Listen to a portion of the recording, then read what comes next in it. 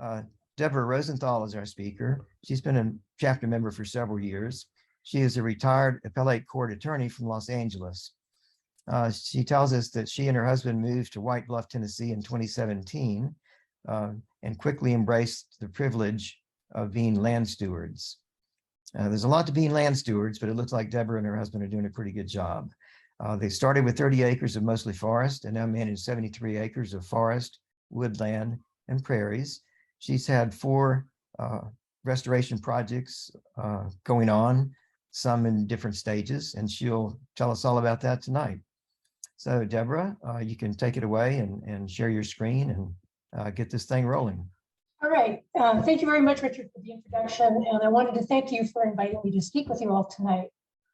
It's a little bit surreal for me because a lot of what I learned how to do, which I'm going to be talking about tonight, I actually learned by watching Wild Ones presentations during the pandemic. And I never imagined that one day I would actually be giving a presentation. So with that, I'm going to go ahead and share my screen.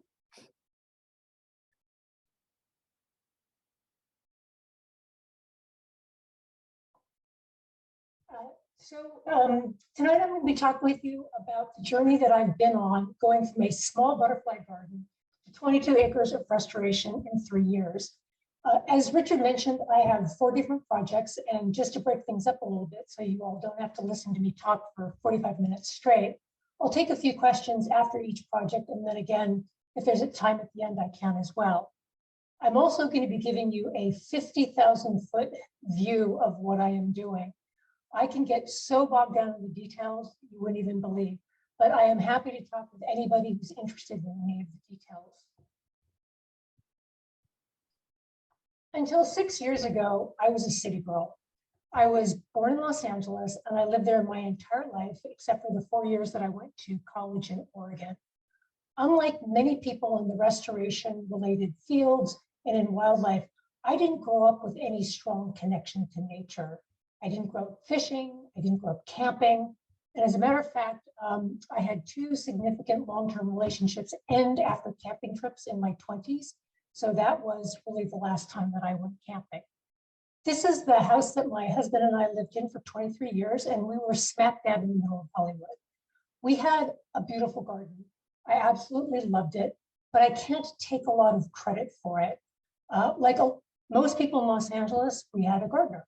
And I was somewhat involved in plant selection, and maybe I would spend 5 hours or so every couple of months getting my hands dirty. But mostly I just micromanaged from my favorite seat there on the porch. I never thought I was going to leave what felt like our oasis in Hollywood. But then one day I just could not get out fast enough.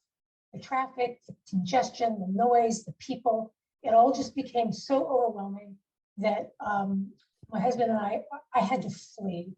And luckily my husband and I found an amazing property in Dixon County, which is 40 miles west of Nashville, on 30 acres, primarily in the woods. So what did a West Coast city girl know about Southeastern native plants? Absolutely nothing.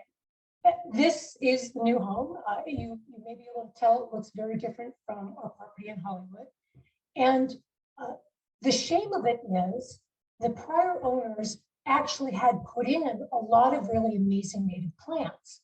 I just didn't recognize, 1, that they were native, and 2, even if they were native, what was beneficial about them. Due to somewhat unfortunate circumstances, the prior owners, they hadn't been able to really maintain the landscaping for about a year or so, and it had really just become a wall of Rebecca Herta or Black-Eyed Susan. And my instinct was to just rip it all out and give myself a fresh canvas to start over with, which you'll see is a repeated problem for me. Luckily, I did not pull out the Lonicera sempervirens over here, the native honeysuckle vine. It is an absolute hummingbird magnet, and I love it, and really glad I saved it.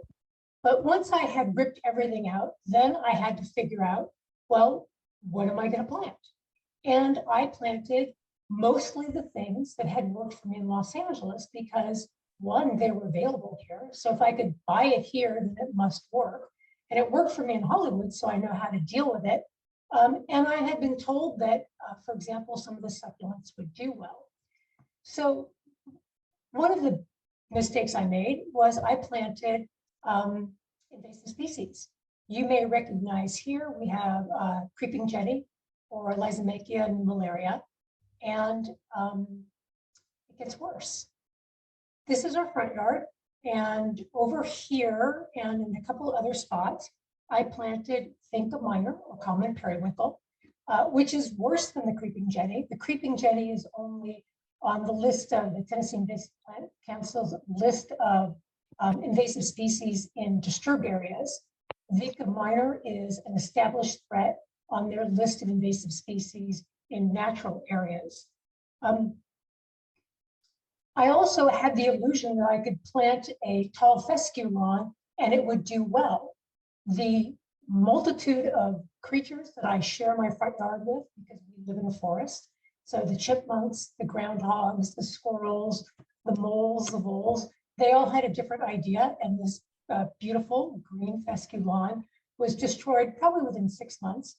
And not only were the invasive species a problem that I planted, but a lot of the non-native plants that I planted that were not invasive were super fussy. I was always having to use fungicide and extra water, and I just thought, there's got to be a better way. And as you all know, there is a better way. Luckily, I had stumbled upon the idea of native plants and how they were suited for the environment here. And that made a lot of sense to me. And I had planned on putting in a koi pond in this corner right here. And I was going to plant native plants around it. And I was introduced to Mike Berkeley from Grow Wild Nursery. And I found out that Grow Wild Nursery is only 20 minutes from my home. So I began working with Mike and planting a butterfly garden. And I wish I had known back then what I know today, because I constrained Mike with a lot of personal preferences. So for example, I don't like white flowers. I like saturated color. So from a pure aesthetic standpoint, I told him I didn't want white flowers. I had a lot of height preferences. I didn't want things to get, too big and overgrown. And what I didn't understand at the time is that when you read a description of a plant, it may say 3 to 4 feet, but in fact, it's just a flower spike that comes up to 3 to 4 feet and actually would have worked out beautifully. I have, since Mike and I installed the butterfly garden, I have been working to rectify that. This picture on the left was right after Mike had planted it, and this picture on the right was early spring of this year. So how did I go from this small butterfly garden to 4 acres of restoration? We had a perfectly beautiful pasture. When I lived in Los Angeles, I would have done anything to have a lawn like this. All I really wanted was a nice big green lawn where I could throw the ball for my dog off leash. And it was very energetic, so it needed to be a big lawn. And frankly, coming from Los Angeles, just the idea of having anything green was to me a bonus. And when I moved here, I really did think that this was objectively beautiful. And it, our pasture rolled into our neighbor's pasture, and right here, their horse would always stand at the fence. And this was a dream come true. So what happened to me? Well, first and foremost, I blame this guy here on the left. This is Dr. Dwayne Estes. He is the co-founder and executive director of the Southeastern Grasslands Initiative. And when I was working with Mike Berkeley on the butterfly garden, he had told me about the work that the Southeastern Grasslands Initiative and Dwayne was doing to raise the awareness about prairies and the work they were doing to conserve and restore them. And Mike also, Grow Wild Nursery, I know many of you know Mike and Grow Wild. Grow Wild Nursery has several acres of prairie at the nursery. And Mike was nice enough to invite me to actually come see that burn. And so I was intrigued, and I thought about perhaps experimenting on a small corner of that beautiful front pasture. So if it was a complete failure, then nobody would know about it. But then, and this is why I blame wild ones, I found out that Dwayne was speaking at the 2019 Native Plant Symposium put on by the Tennessee Valley chapter. And I went down and I saw it, and they do not call Dwayne a prairie preacher for nothing. He preached, and I was all in. I was absolutely blown away. Everything made so much sense. But I came home and I told my husband, I really want to experiment with the small corner. And now my husband's fault. He said, go big or go home. Let's just do the whole 4-acre pasture. So I was off to the races. Mike had told me that Roundstone Native Seed out of Kentucky had designed his pastures. And so I called Roundstone and I began working with Robert Hoffman. I cannot say enough good things about Robert Hoffman. I think he may have actually given a presentation to the wild ones. I should be the president of his fan club. He has talked me off the ledge many a time. And in working with him, he explained to me what I needed to do in order to prepare that front pasture to basically recreate a prairie. So we killed it. When I started this process, I was opposed to the use of herbicides. I was very troubled by them. But in talking with Robert and in doing my own research, I came to the conclusion that the only way to recreate a prairie here was to kill everything that was there as dead can be. That beautiful green pasture was a mixture of tall fescue, invasive Johnson grass, very aggressive Bermuda grass, invasive Arthraxis hispidus or carpet grass, and all kinds of other bad things. And if I didn't kill all of that, it would basically undermine the ability to create the prairie. And what we are doing here is we are recreating something. We're not restoring anything. And you'll see why this distinction is important, because I have other restorations or other areas that are restorations. So I began to look at the use of herbicides like chemotherapy.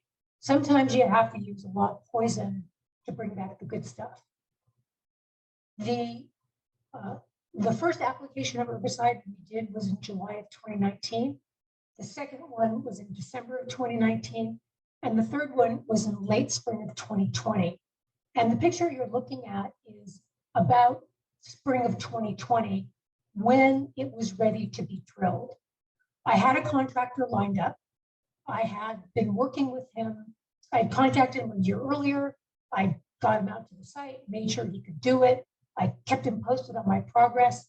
And come the time to drill the seeds, he kept pushing me off and pushing me off and pushing me off.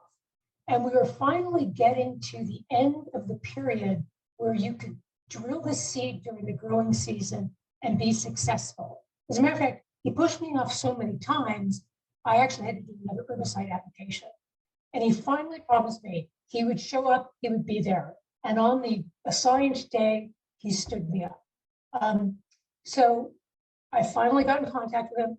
He promised me he would yet again reschedule, but I fired him because I had lost confidence and I was really pissed. But I was in a pickle. I had nobody to drill my seed. I tried to find some other local contractors to drill the seed, and I was not successful. One of the problems with trying to do this kind of work, there are not a lot of local contractors who do it. And that's something that I'm hoping to try to rectify. I've been working with the Southeastern Grasslands Initiative on how to what we call build capacity. But at that time, I couldn't find anybody else to drill the seed. And as a matter of fact, I rented a drill, and my forester and I tried to calibrate the drill to drill the seed, but it isn't as easy as they tell you, and that didn't work. Luckily, Roundstone came to the rescue. Roundstone, I had wanted to use a local contractor because Roundstone's in Kentucky. So it was not cost effective when I was first looking at doing this to pay Roundstone to drive down from Kentucky. But when I was in a pickle and there was about 2 weeks left before the growing season window was going to close, Roundstone, they did me a solid. Well, this year, the year that we drilled, Mother Nature was also not cooperating with anybody's schedule. And that is also a problem when you're trying to do this work. It had been a very, very wet spring and early summer. And Brownstone had a schedule of installations they were supposed to do. And of course, when it rains, they keep getting pushed off and they keep getting pushed off. But they took pity on me and they squeezed me in. And on June 26th, we drilled the seed. I will tell you that in hindsight, I'm really glad that Brownstone did the drilling, even though it was more costly for me. There are a lot of things that can go wrong, I think, with a prairie recreation. You've got, the whims of Mother Nature. The seeds are expensive. The drill calibration can be challenging, and the seeds have to be at a certain depth. So the one thing I don't have to worry about is, did my contractor screw up the seed drilling? And frankly, if that other contractor had done it, I think I would have worried endlessly that they didn't do a good job of it. So Brownstone, as I said, they drilled on June 26, 2020. And this was 2 months later. What you're seeing here is the nurse crop of brown top millet. And a nurse crop, if you're not familiar with it, is a crop that is seeded that helps protect the native seeds. The native seeds, as I'm sure many of you know, they can be very finicky. Not all of them come up quickly. Some of them can actually take 3 to 5 years to come up. And what the brown top millet does is it helps keep moisture in the soil, and it also covers the soil so you're less susceptible to weed seeds blowing in from the outside. And plus, I was thrilled because something grew, because you just don't know. Also with the weather patterns these days, just to see something, especially because I think after that wet late spring and early summer, we started to go into a drought period. So I was afraid nothing was going to grow. What you're seeing here on the left also came up in August 2020. This is the Chemicrysta fasciculata, or the partridge pea. It is an early germinator. And although the brown top millet was great to see, it was really nice to see something native coming up. And about probably a month later, we had the Rudbeckia hirta rosettes coming up. And then in October, we even had some of the Monarda fistulosa, or the bee balm rosettes coming up. And again, for me, I was absolutely thrilled. That was enough to get me through the winter and feel like we were right on the right track. Then this happened 11 months after seeding. What you're seeing here is the Coreopsis lanceolata, or the lance leaf Coreopsis. And this happened a month later. And I have to tell you, I was absolutely thrilled. I want to take a minute or so to talk about the seed mix that Brownstone designs. They are really good at what they do. And a lot of the species that you're seeing here are the early species. Some of them are annuals, but they come up and they give newbies like me who want to see something beautiful, something really beautiful. So it's working. Right here, this is the Monarda citriodora, or lemon mint. It's one of my favorites. I just think it's beautiful. Unfortunately, it's an annual. I think it self-seeds, but I don't expect it will show up very much unless I overseed. And then here you've got a lot of the Rudbeckia hirta. And then over here, you've got your Monarda fistulosa. And I will say that, like I had constrained Mike Berkeley with my preferences for height, I also constrained Brownstone with my height requirements. I had originally chosen their low prairie mix, and I had modified it. And by having certain height restrictions, we didn't end up including a lot of the fall bloomers that I wish I had included. So right now, the species that we're seeing are mostly, sort of the spring and summer species. I am working to rectify that. And I've been overseeding with more fall bloomers.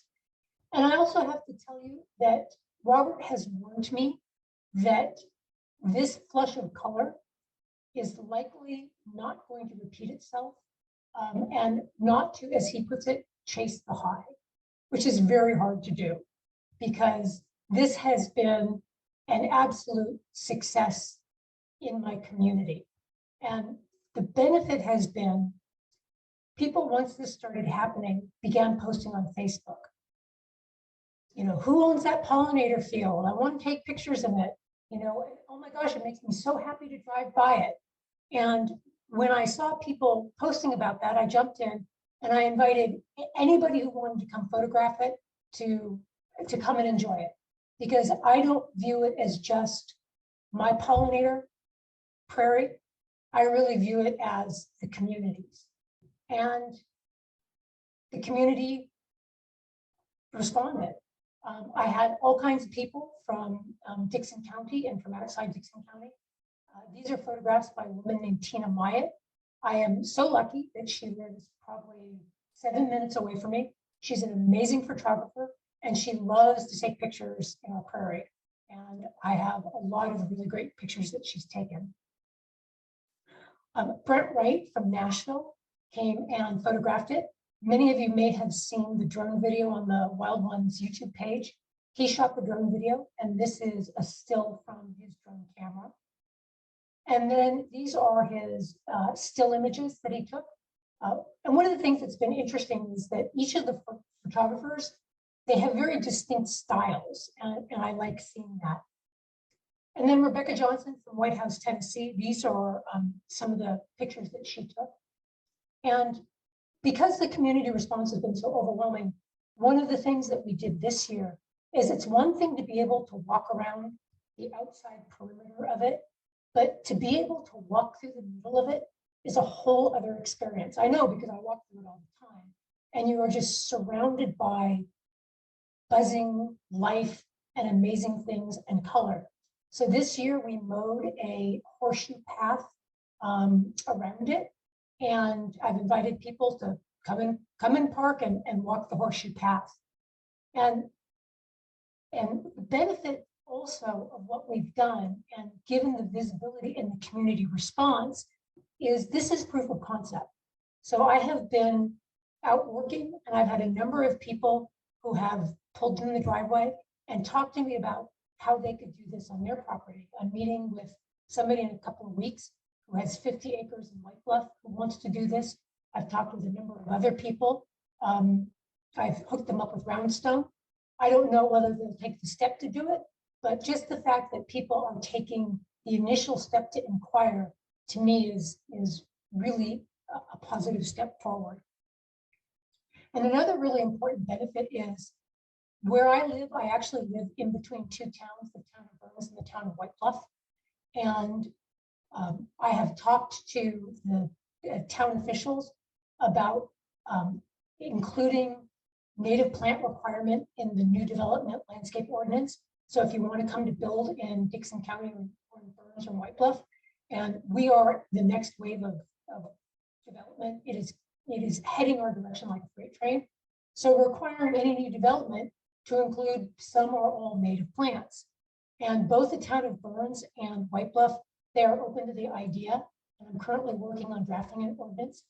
I am confident that they would not have been willing to consider this absent one, being able to see what we've done, and also seeing the community response to it. So that has been very gratifying. So what does it take to manage this prairie recreation? It's a fair amount of work for the first 3 to 5 years while the prairie is getting established. As I mentioned, the pasture that we killed was filled with all kinds of really bad stuff. Several of them are highlighted in red up here, and 3 of them are invasive species. While we killed what was there, there is still in the seed bank those seeds. So some areas where the natives have been slower to establish, I have pockets of the Arthraxum hispidus popping up, the microstegium. And not only do I have them inside the prairie, but the prairie is surrounded by that original pasture grass. And believe you me, Bermuda grass, it just wants to creep into it. So I am trying to control both the patches in the middle, and I'm trying to control the perimeter as well. And it's tough because Bermuda grass looks a lot like nimblewill, which is a good native grass. And when you're trying to figure out, which one it is, sometimes you've got to see a seed head on it before you can identify it. But by then, sometimes it's too late to then control it. So it's this process of learning what you're trying to control, figuring out how to identify it, and then figuring out what is the best control mechanism. I use a combination of selective herbicide, so grass selective herbicide that won't hurt the wildflowers. I do a lot of hand pulling, especially if it's too late for the herbicide in the season and I don't want it to go to seed. And I do some string trimming as well. I am also trying to control some of these species down here in green. These are native and they do have ecological benefit. The Eupatorium serotinum and the Solidago species, those are important nectar sources in the fall. And if you recall, I failed to include important nectar sources in the fall because of the height limit. So they do have good ecological service. But in talking with Robert Hoffman, who is one of my, if not my top trusted advisor, he has cautioned me that some of these things, if they become monocultures, they can undermine and crowd out the more delicate species, some that haven't even come up yet. So what I'm trying to do, I'm not trying to eliminate them 100%. I'm just trying to put my thumb on the scale and keep them in control. And also, I view this front prairie as more of a landscape prairie. I don't know if you all are familiar with Larry Wiener, who does a lot of landscape prairies. He's got an amazing book. The book title just fell out of my head. But landscape prairies are really have more of an emphasis on the beauty of the prairie. And this is our calling card. This is our front yard. And the mare's tail, because it gets weedy and it gets tall and it gets kind of rangy looking, that's also one of the reasons that I'm more controlling it. And I'll talk a little bit more about sort of ecologically oriented prairies, because I've got one of those that you'll see in a little bit. So while it is a fair amount of work to do the kind of management that I was talking about, there is another management technique, which is burning. And you don't really want to burn in the first 3 years or so, because your native rosettes are just still getting established. But once we're able to burn, the burning will control the woodies that are coming up. There's a big willow tree that is down in one of the corners, and I have willow saplings everywhere, which I currently actually walk around and I cut them and I dab them with poison, which is a very, very, has very little collateral damage. But again, it's time consuming.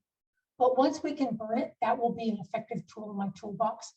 I will say that there are challenges to burning, like there is with the rest of the work. There are not a lot of people that actually do burn. And Mother Nature is also working against you. I think last year, because it was so wet, there might have only been 9 good days to burn. And you have a lot of people who want to burn. So for the people who do burning, they get backed up. And on the one good day, everybody wants to burn. They've got a long list. And a lot of the people, the Tennessee Division of Forestry will do controlled burning for you. But if it's a good day to burn, they likely get called out to wildfires. And if you've got a prescribed burn and there is a wildfire, they go to the wildfire, which of course we need them to do, but then it makes it difficult to burn. I have become a certified prescribed burn manager. I took the course. I am very happy. I know what I know. I don't know that I'm comfortable lighting all of my restorations on fire, but I know now enough people that I think I could put together a team. I think I could safely do a burn, but there are extra liability protections if you take certain steps. And I don't know that I could meet that bar. but I also think I would make decisions that I wouldn't have issues of it getting out of control. So it's a lot of work, but it sure beats my old desk job. I was very privileged. I had a great job, and I loved it. But sitting behind a desk for 8 hours and researching and writing, I'd take a day in the field any day. All right, so that is the first restoration. And Richard, if you want to help me with if there are any questions or chat, or I can move on, whatever people would like. Take a look at the time and see if you want to do questions now or just hold them till the end. I just have one suggestion though. I think you've got a unidirectional mic. So every time you move your head, your voice tends to fade in and out. And you're like me, you know, it's like I can't talk without moving around a little bit, but it really, at times when you go back or when you move either right or left, the mic doesn't pick you up nearly as well. Thank you very much for that suggestion. I am animated when I talk, for sure. I'm trying to keep my hands from flying up, but maybe I'll let my hands go up and try to keep my head in the right direction. Richard, what time are we at right now? You've been talking about 30 minutes. Okay. All right, I'll keep going. Okay. The additional restorations I spent less time on, it's really the first one that's the most. And well, just if you have a question, so go ahead and type it in the chat so we can get to it at the end or one of the next breaks. Thanks.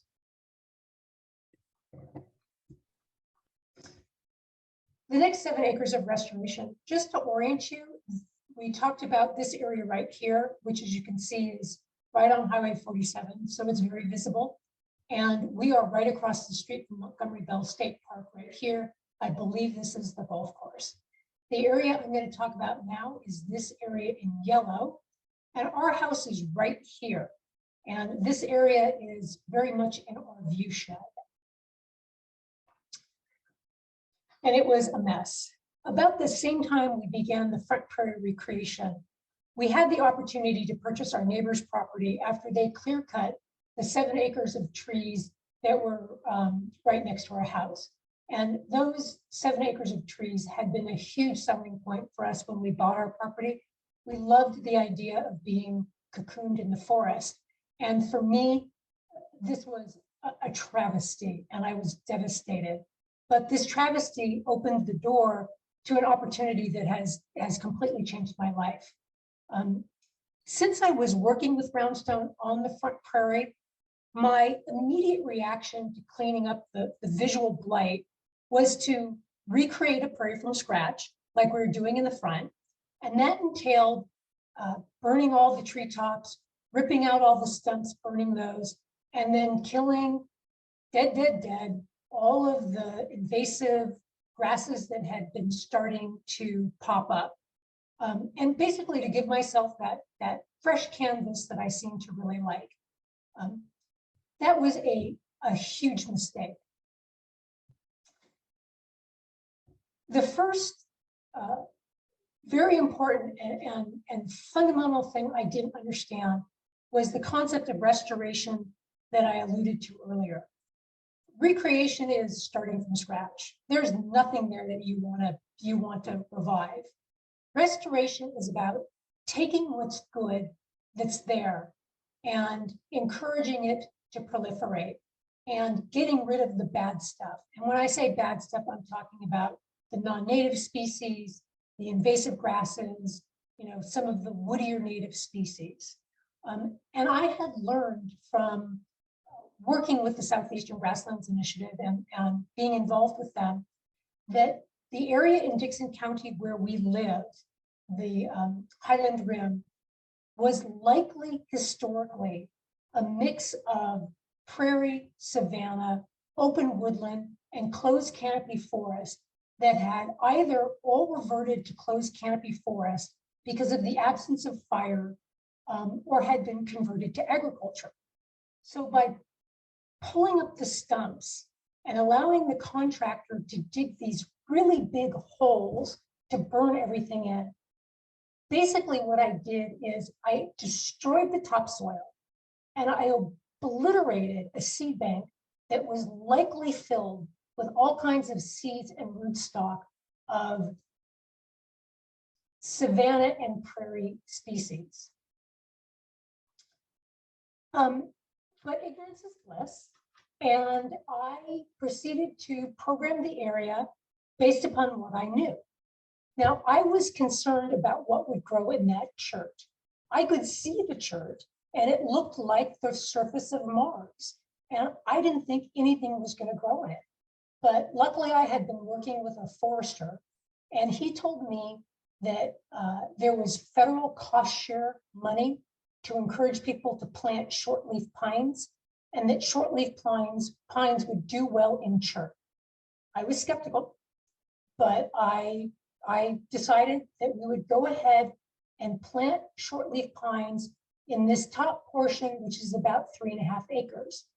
And then we decided that we would ring the area with a prairie mix. And I began working with a biologist for the Southeastern Grasslands Initiative in Quail Forever, a woman named Brittany Vyers, and she designed a seed mix that was more ecologically appropriate to this area, to this ecoregion, than our front prairie.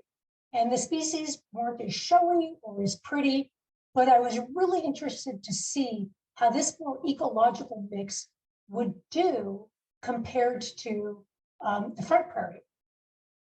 And I also was working with the NRCS, which is the division of the USDA, and it's an agency of the USDA. And they have the cost share money, and they did give us cost share money for the shortleaf pine planting and for the prairie planting. And they also gave us money to put in this gravel road. And the justification for the gravel road was the shortleaf pines was a timber operation, and the road was a way to service those timbers, because over the years they're going to require thinning and other kind of maintenance. And the road has turned out to be super helpful for me in how I manage the property. This photo was taken about 2.5 months after we seeded, and you can start to see the nurse crop coming up, and it looked promising until it began to rain, more than just a little bit. The nurse crop had germinated with just a little bit of rain, but once it really started to rain, I'm from California. We don't get rain. I had no idea that we were going to have the erosion issues that we had. And I will say that the NRCS, although they paid for the road, they also engineered the road. Had I known what it was going to cost me to fix the road and fix the erosion, I might have made different decisions. I will just leave it at that. It has been a saga to get it fixed. I'll give a shout out to Middle Tennessee Erosion Company. I know many of you are in Middle Tennessee. If you have erosion issues, they absolutely worked with me. It took a couple of tries because we were on a budget. Ultimately, we had to put in a riprap swale, which you see on the right side. And we had to put in culverts, which were not originally part of the engineered road. And then my husband and I, we had a lot of erosion rills, they're called rills, erosion channels across the prairie. And we have been filling them with, wood debris, riprap, rocks to try to disperse the water. And we feel like we've turned a corner and things are starting to stabilize. This picture was taken about 6 weeks ago. What you're seeing is an annual fall bloomer, the Biden xeristosa, which I think is tick-seed sunflower. I think it will reseed a little bit. It's a great fall bloomer. Hopefully it will persist and come back next fall.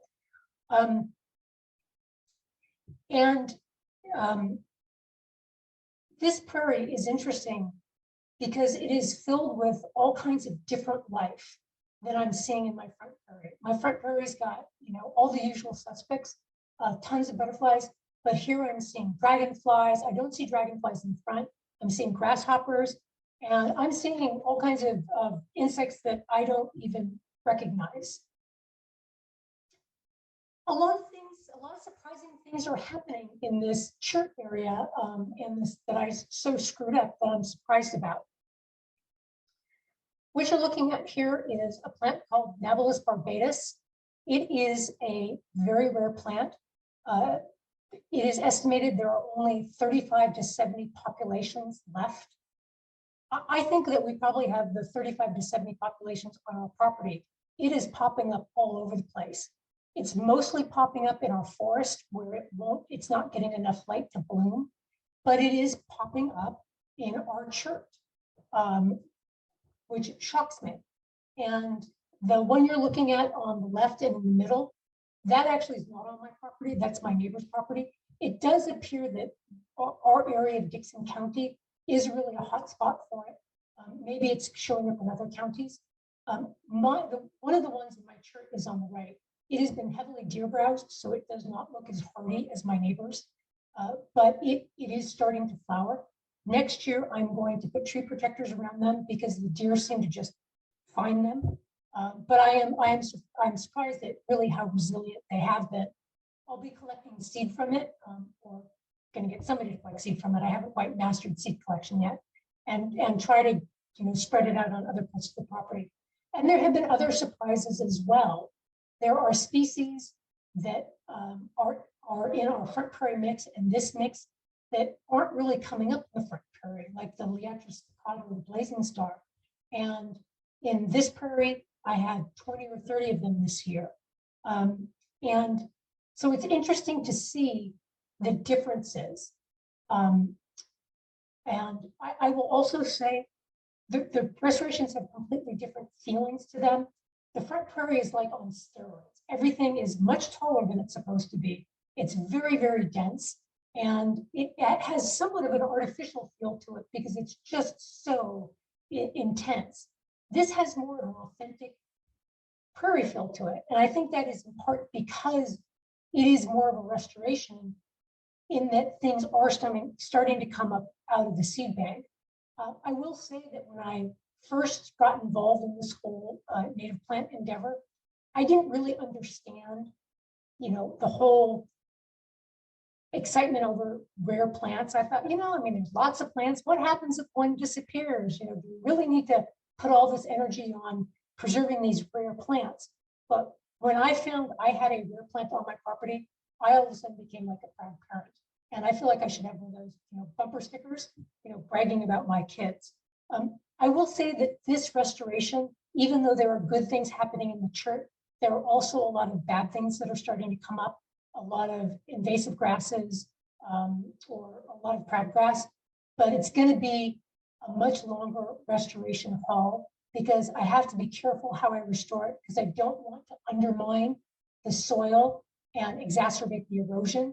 And the bad stuff is holding some of the soil together. And once the shortleaf pines, the next 5 to 7 years develop, that will shade out some of the things that are coming up in the church area. But I'm going to have to figure out how I want to manage that restoration once I see. I may decide that the restoration of the prairie is more important than the shortleaf pines, but we will see how that develops. All right, Richard, any questions or should I just keep going on?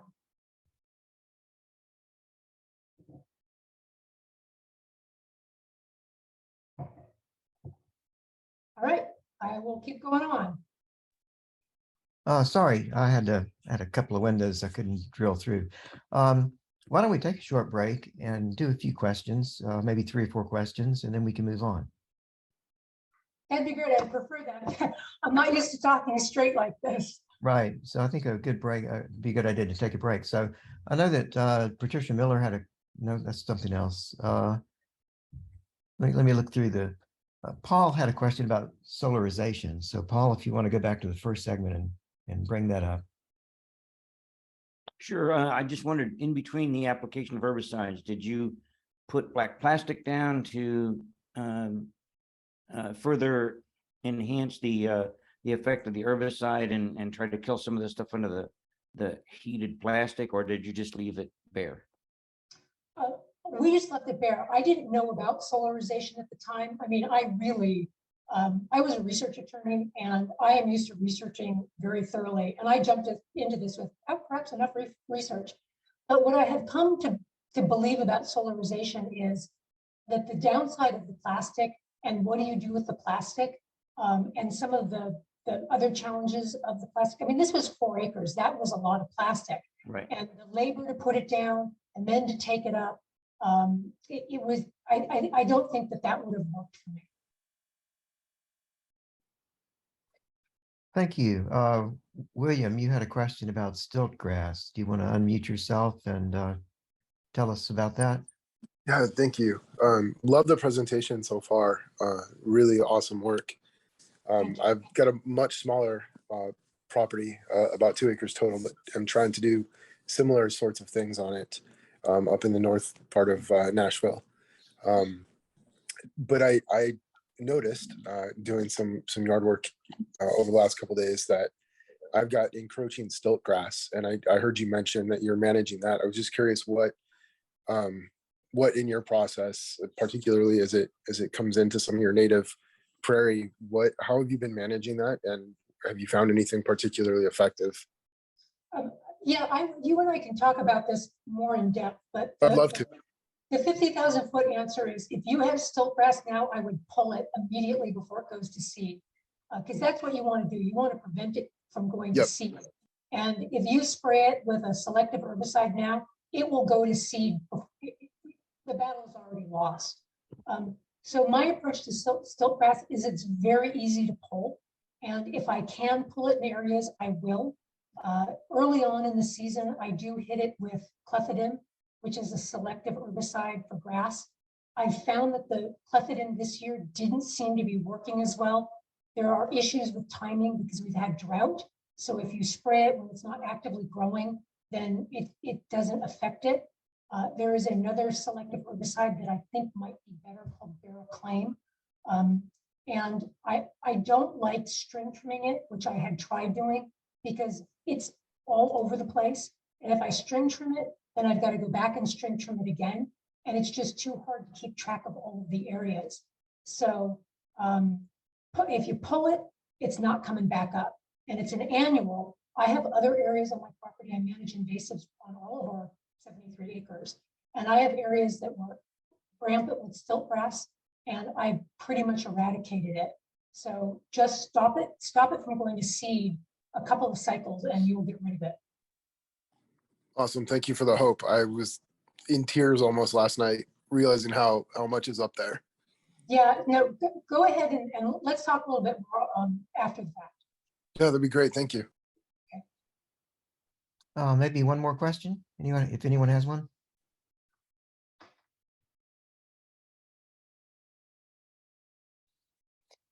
Okay, well, keep adding questions to the chat, and we'll let Deborah tell us about number 3. All right, number 3 is this area in green right here.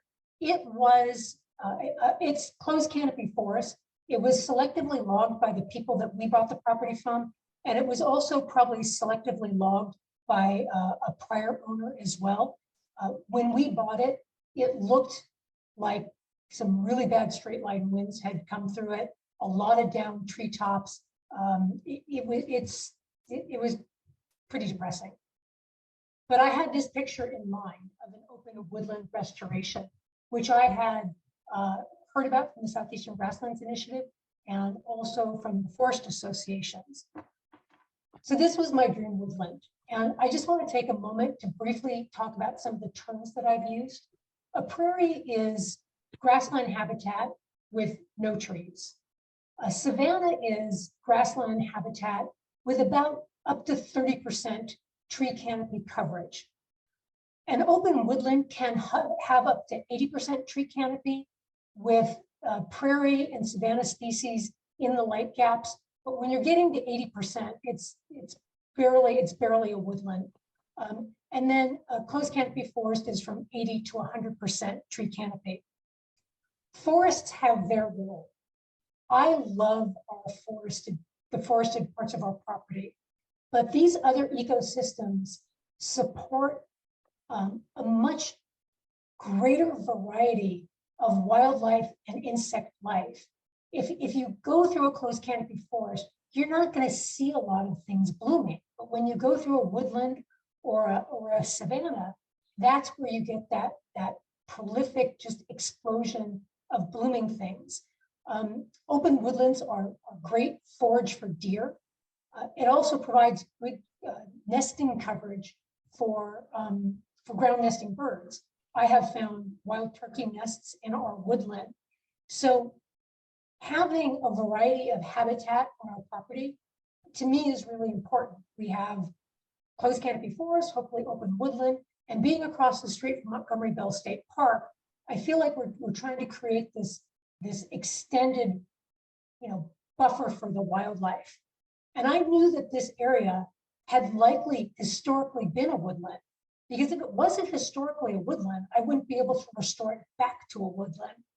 And I knew that it was because there are what the Southeastern Grasslands Species, Southeastern Grasslands Initiative people like to call indicator species. We have a lot of post oaks, and post oaks are very fire tolerant oaks. And if you see post oaks, that means that the landscape had been subjected to fire, and that means it likely was historically woodland or savanna. We also have a ton of the Parthenium integrifolium, or the wild quinine, in parts of our woodland, and that is a prairie savanna indicator species. I have set up projects on iNaturalist for each one of our restoration areas, and I have about 1,100 observations. So if anybody wants to see the different species I found that have told me what it spoke to me. It said, this is what I was. You can take a look at those projects on iNaturalist. So this is my dream. But this is what I have. So many trees. A lot of tulip poplars coming up in the open areas where the selective logging had taken place. They are popping up much quicker than any of the oak regeneration can. And so many brambles. This is a picture in the winter. Imagine this in the spring or the summer. And it is 13 feet tall, wall to wall, thorny brambles. And I know because, whoops, hang on. I won't tell you how I know. You can probably imagine. So what do? You've got to open up the tree canopy. You've got to bring the light in. The first step is what's called forest stand improvement. And that is where I do most all of the work myself. I did not do this myself. A crew came in and did what's called hack and squirt, where you basically take a machete and you hack both sides of the tree and you squirt it with a poison, and then the tree doesn't ever leaf out after that. So you can see that the canopy is already opening up. I hacked and squirted everything but my oaks, because Dr. Talmay, I know the importance of oaks, and the hickories over a certain diameter. But you got to get rid of the brambles. And how do I know how thorny and wall-to-wall they are? That is me brush cutting them myself. Luckily, by this time, I did have somebody helping me, a very experienced land manager who has done a lot of work in Illinois, where they're very advanced in terms of their land management techniques there. And the land manager I worked with, a guy named Will Overbeck, he and I slayed the brambles on the 9 acres we were working in. The problem is the brambles take vengeance. So you can't just cut them down. For every bramble that you cut down, 5 will return unless you can very selectively poison them when they resprout. And selectively poisoning them is a really good way to get to know what you've got in your woodland, because you want to make sure all you do is hit that blackberry and you don't hit the good thing next to it. The problem was we were overly ambitious. We probably were able to selectively poison about 60% of the brambles, but 40% got away from us. And Will had told me that a bramble can grow 13 feet in one growing season. I didn't believe him. I was absolutely wrong. Those are very, very tall. So now I have a plan. You guys might not believe me, but my plan is not to take on more than I can handle. So now if I'm addressing an area, I'm only going to cut down as much as I can then poison and resprout within the next 2 to 3 weeks. I'm actually using another management technique that's a lot slower, and that is literally with my clippers or a lopper, lopping and poisoning. So you only touch it once. You don't have to go back and treat the area. You can get down at the base of a bramble. You can cut it, poison it, pull it out, and be done with it. So that's my plan until the plan changes. This picture was taken about 2 weeks ago. I mentioned earlier that burning is a great way to control the woodies, and that's primarily what we need to do. We need to, before I will probably have to hack and squirt more taller trees, but I'm not going to open up more light until I've got the mid-story and the understory under control. And so by burning in the growing season, that's the best way to control that. If you, from what I've been told, there's a lot of controversy over the best time to burn. If you burn at the wrong time, you're just going to piss off the woodies and the blackberries, and you're going to have more of them. But the problem is it wouldn't burn. Growing season burns are very difficult because humidity is higher, you've got the moisture of the plant material, and this is the Tennessee Division of Forestry. They were experts at this. They had their flamethrower and they couldn't get it to burn.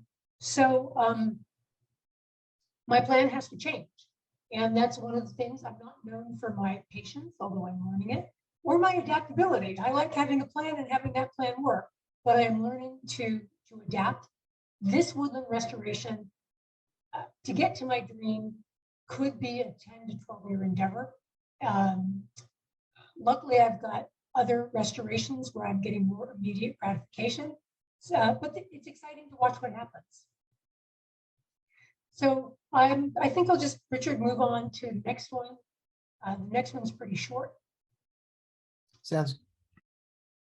So this is the last area, and it is this area right here. This was just an area we were mowing. It's about 1 acre. My neighbors love a mowed lawn, and they were very happy when we bought this property because the prior owner didn't really keep up on the mowing. And they said, "You're going to mow, aren't you?" And we said, "Sure, absolutely." And so we mowed. I mean, it's a pretty picture because you've got the fall colors, but didn't look like much. As it turns out, Will Overbeck, the guy I was telling you about, who's helping me out, a super experienced botanist, and he was up there poking around, and he noticed in this little 2-foot strip where the mowed area ended and the forest began, he found all kinds of really great, what they call conservative species, rated on a scale of 1 to 10, you know, in the 7 to 9 range. And think of it like a party, a very exclusive party. Beyonce would be a 9. She just doesn't show up at any party. And these species, Coreopsis debilis, more of Annabilis barbatus, there's prairie willow, which even Dwayne Estes didn't believe I had prairie willow on our property. They were showing up. And that was an indication that this 1 acre is a real deal prairie remnant. There are not a lot of prairie remnants around. And if you haven't followed the work of the Southeastern Grasslands Initiative, I encourage you to do so, because they, as an organization, one of their missions is to contact landowners when they see prairie remnants and encourage them to protect those prairie remnants. So once I recognized what we had, the first step was to stop mowing about 3 mower lengths to see what came up, because there was some debate among my trusted advisors whether it had been so mowed to death, whether anything would come back. And in fact, in just 3 or 4 weeks, the wild quinine was starting to come back up. So then I made the decision to stop mowing all but about a quarter strip at the front. And in the 6 weeks that we stopped mowing that, the response has been better than expected. There are a few bad things coming up. Unfortunately, some Lespedeza cuneata, but it looks like The dominant grass is Schizachyrium scoparium, or little blue stem, and that is just thrilling. The next step is actually, I just did this this last Saturday, is we basically cut down and hacked and squirted about 10 feet of the trees here, because we want to open up that strip and encourage more of the good things there to grow. And we can then take those seeds and put them in the remnant, or the seeds will themselves find their way to the remnant. But my trusted advisors have told me that this area should be my priority, because it is a, basically the view is it's a medium quality prairie remnant. So how much work is it now? I told you how much work it was when it was just 4 acres, and it was a lot. And now it's 22 acres plus the additional forest that I maintain for invasive species. And it's a lot less work now that I have this vehicle. I am a one-woman killing machine. I have every herbicide, I have every tool. I can drive around from problem area to problem area. I can manage it and I can deal with it. But it's still a lot of work. I'm retired, luckily, because I wouldn't be able to do the work if I weren't retired. But I now spend on average 30 hours a week doing the work, including in the fall and the winter, because there's a lot that you can do in the fall and the winter. So why am I doing this? Why did I turn my retirement into more work? These books changed my life. They taught me what is at stake. I know probably most all of you have read Dr. Townley's books. I recently learned about Oliver Millman's book, The Insect Crisis. It is terrifying. It is a wake-up call. It is packed with studies and statistics, not only about what's happening in the United States, but what's happening globally. And I have eco-anxiety. And eco-anxiety is a thing. There is even a website for it. Every day, the headlines get worse and worse. I think before I started my presentation, somebody was mentioning that you know, it feels like a swirl out of control. There's this exponential increase in the decline in the bad news. I can't fix climate change. I can't fix the big structural issues, or frankly, the geopolitical implosion that is happening. But I can fix my little corner of the world, and I can make it a better place. And by doing the work, it makes me feel better. It makes me feel like I have a little bit of control.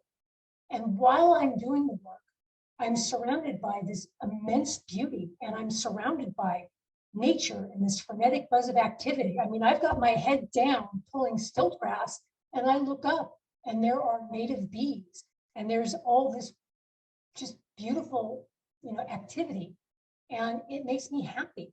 And frankly, it can be difficult to make me happy.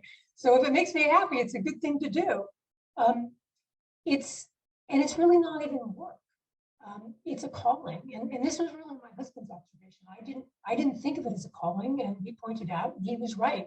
And I've been very lucky in my life. I've had 2 very distinct and separate careers that I love, but at age 60, I have finally found my calling. But it's not just about me. It's about that it works. These are pictures from Tina Myatt. On any given plant in the growing season, you've got all kinds of amazing critters doing all kinds of amazing things. These are pictures I took, and I am a lousy photographer. And even I could get good pictures. And it's a really good thing I got over my aversion to white plants, because this is Pycnanthum. I can't remember which species this is. In Incana, I think, not sure which one.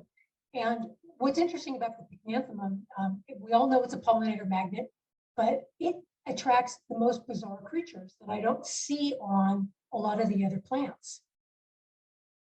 We even have a lot of monarchs. I can't seem to get a picture of them because they're always flitting more quickly than I can capture them.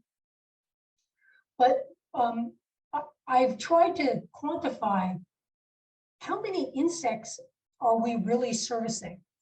So what I calculated is that front prairie is 4 acres. And 4 acres is 174,240 square feet. If there are on average 3 insects per square foot, and on some plants there's 15 or 20, but sometimes a plant is next to grass and there are none or there are fewer. So if you take a conservative average of 3 insects per square foot, that's 522,722 insects I'm helping to support at peak season in that front prairie alone, compared to only a handful when it was a pasture that had some clover that would come up that the bees early on would like. And I was listening to a podcast today, Native Plants Healthy Planet, which is a great podcast. And they're doing an episode on moths. And I didn't even think about all of the moths, which I don't see, that I'm servicing. And I don't even know how to quantify all of that. This is just a list of some actions that you all can take. I know a lot of you are doing really amazing things, just being members of Wild Ones, spreading the word, the native plant cell. These are some other ideas. First and foremost, stretch beyond your comfort zone. I am so far outside my comfort zone, not only the on-the-ground restoration. I will tell you that I am one of those people that fears public speaking more than death and alligators. Yet I am giving to you tonight my first PowerPoint presentation ever. And, and this was a stretch for me. Spread the word, give the books to people. I've given the books to my local officials, in part to support my effort to get them to have a native plant ordinance. Encourage your local government to do that. Offer to plant and take care of a pollinator patch somewhere. Maybe your neighbor doesn't know how to do it, but they've got land. Help them out. Donate your time. Volunteer at the Southeastern Grasslands Initiative. They have restorations going on in Clarksville. I know they could use help. Heck, come volunteer with me. I could use help, I promise you. And then there's always donating to great organizations. That is a way to support them. Monthly donations help because that's good for their roles. I've done that with a number of organizations. And this is a list of some other resources. I want to give a shout out again to Roundstone Native Seed and Robert Hoffman, again, who has talked me off the ledge. They're an amazing resource. If anybody's got any questions about the resources, I am always available to talk with people. And that's it. Thank you for listening. And if anybody's got any questions. So yeah, we can open this up to questions. Let me draw people's attention to Patricia Miller's comment on the Bartlett Tree Experts workshop coming up on October the 14th. I'll certainly be there.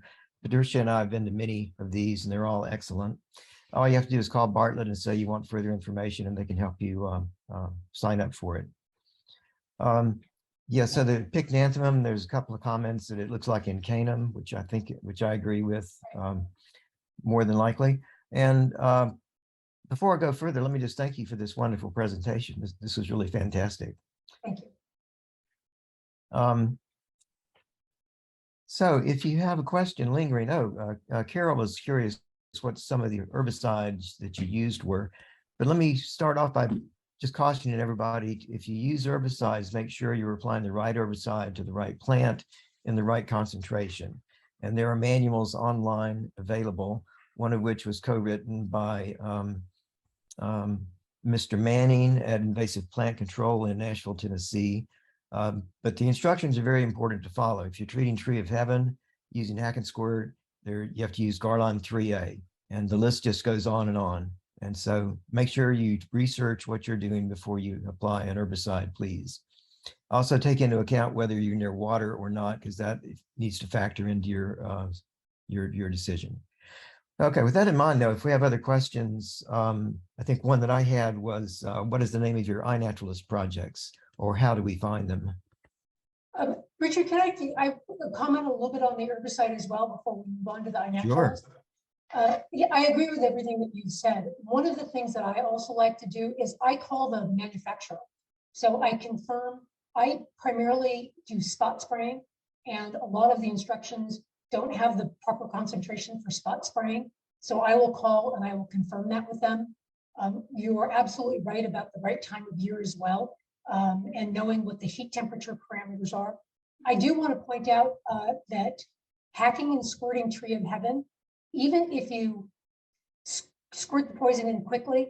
A lot of people think that just the hack and squirt will cause tree resprouts. I will only basal bark treat tree of heaven. And there's a Anthony Trimboli. Many of you may know Shannon Trimboli in backyard ecology. He put on a great seminar on herbicides, and he's awesome at that. And I learned a lot from him, particularly also about the tree of heaven.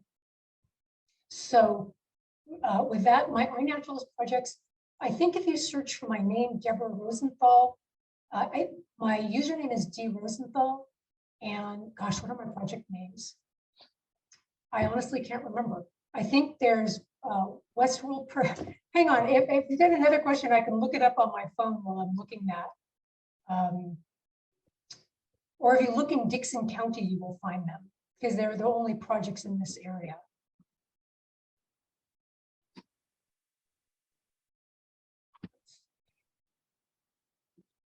Okay, so I did pull them up. I've got 4076 Front Prairie, BW Prairie Remnant, Westworld Prairie, and Westworld Woodland Restoration. Thanks.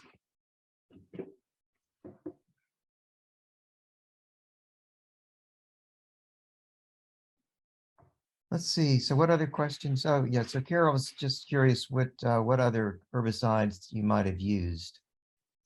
The grass selective herbicides I use are clethodim, which a lot of the people in the restoration field swear by clethodim. As I mentioned earlier, I was less pleased with the results that I had this year. Barraclane is also a good selective for Anthraxin hispidus, or the carpet grass. It's that's off-label, but I have called the manufacturer for that. For woodies, there's what's considered a safer version of the Garlon 3A called Vaseline.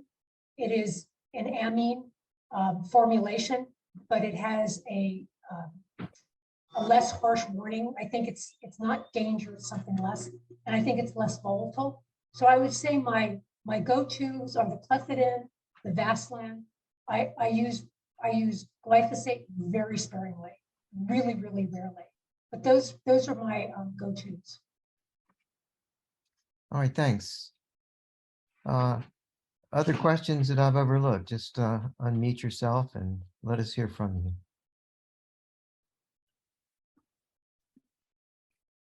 And to volunteer, we contact.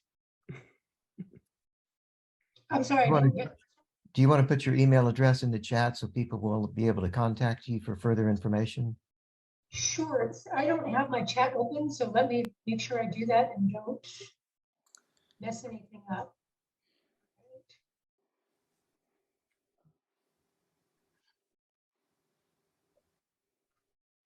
All right, there you go. Thank you. And you're okay with people emailing you directly with questions about the presentation? Absolutely. Right. It's part of my mission is to spread the word as far and wide as I can. I have a real problem with the Bermuda grass. And I was wondering, which of the herbicides do you use for that? Bermuda is very difficult, and I have a multi-pronged approach to the Bermuda. The clethodim, but you've got to hit it early on. Remember I explained earlier that it's hard to know what it is. It's one that the earlier you can hit it, the better. So if you know it's in particular areas and you can flag it, then when it starts to come up, you want to hit it early. What I'm also doing is there's an herbicide called Fusilade that I'm spraying in the grass strip that separates that surrounds my prairie to get rid of the Bermuda, but to allow some of the other grasses to grow. So that one I'm using as well. If you want to talk with me about where you have kind of offline, where you're seeing the Bermuda, I can give you some more tips about it. But it is a tough one. And that's one that Robert Hoffman told me that it can undermine a prairie restoration. And he's had to basically kill a restoration when it came over and start over. So you want to get it under control. Thank you.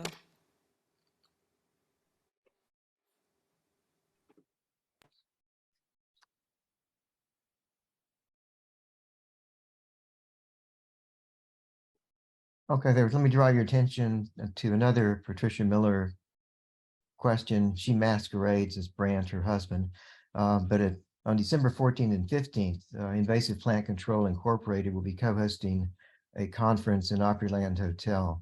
And so it's an international conference that alternates between Nashville and a town in Idaho. And it's back in Nashville now. I guess it doesn't alternate each year, but anyway, COVID kind of messed that up. But anyway, I can highly recommend that in terms of managing invasive plants, because it's I forget the exact name of the conference, but it's a conference on management of invasive plants. Innovations in Invasive Plant Management, I believe, is the name of the conference. Any other questions or comments? Well, Deborah, let me thank you again for this wonderful presentation. I'm glad you stretched, and I think you've stretched very successfully. You've got a great story to tell, and I hope you can keep telling that. Thank you very much. I really appreciate it. Thanks Yeah, for I taught communication at Lipscomb for 42 years. You did great. I always tell my students, if you love your subject, the delivery is the easy part. You know, So- what my husband told me is, it's not about you, it's about the message. And if Yep. you're enthusiastic about the message, that's the most important thing. And I'm passionate about it. But thank you very Best much. advice. Great. You did well. Thank you very much.